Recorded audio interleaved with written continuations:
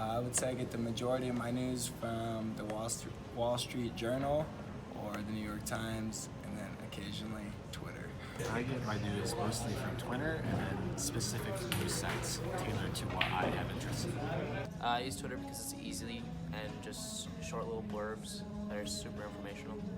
Twitter is instantaneous. If there's something, I find the fastest way to get that news source. Of course, there's a lot of various opinions that have to be calculated, like how valid it is. You never know what you're gonna find on Twitter. Probably Reddit and other social media places.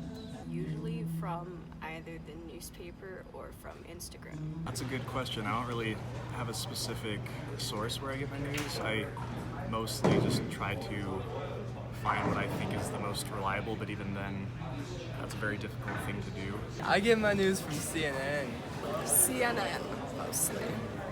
Usually I get my news from the segments that Google filters to my phone just because it's easy and it's fast and I've got a ton of different sources, so some of them are conservative and some of them are liberal, and I feel like it's pretty balanced. On my phone. And why do you use that news source? I feel like it's reliable.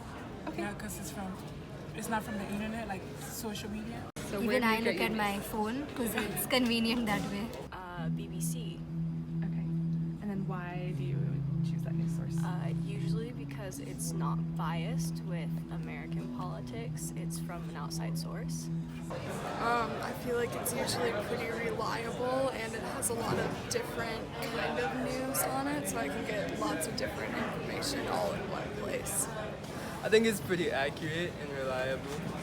I'm a business major, and I just think the Wall Street Journal has really good insight on stuff like that. And then New York Times is a little more diverse. Honestly, yeah, whatever is on my social media, but at the same time, I don't just kind of accept it. I just kind of question it first, but then I'm more at the convenience of the social media. So I want to get the news from all sides, but also I don't have time to really go and look it up.